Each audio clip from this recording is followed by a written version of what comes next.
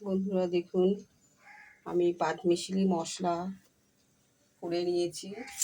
এর মধ্যে দিয়েছি ধনে দেওয়া আছে, শুকনো লঙ্কা দেওয়া আছে, তেজপাতা দেওয়া আছে, গোটা গরম মশলা দেওয়া আছে,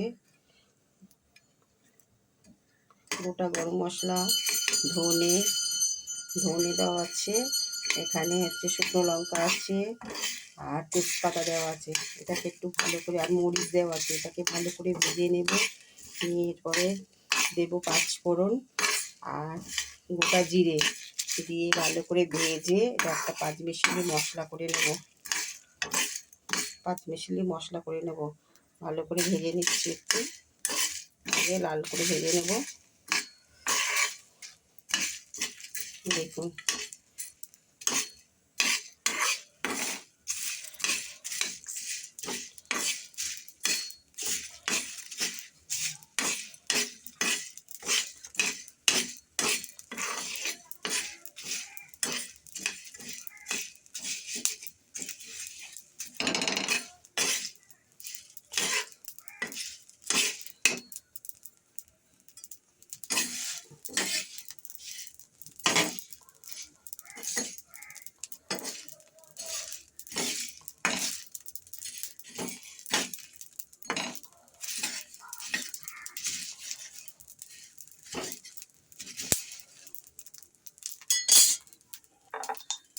দিয়ে দেবো গোটা জিরে, এর মধ্যে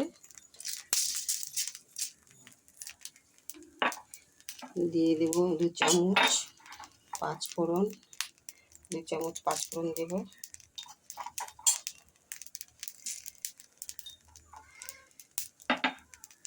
দিয়ে ভালো করে ভেজে নেব, লাল করে ভেজে নেব। গরম মশলা, তেজপাতা, গোটা গরম মশলা, তেজপাতা, শুকনো লঙ্কা, ধনে, মরিচ দিয়ে একটা ভালো করে পাঁচমিশালি মশলা তৈরি করে দিচ্ছি।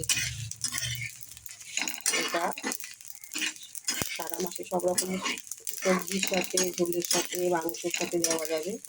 আপনারা দেখে দেখুন বন্ধুরা, এই মশলাটা করছি। এই ভাজা মশলাটা দেখুন হয়ে গেছে, ভাজা মশলাটা হয়ে গেছে।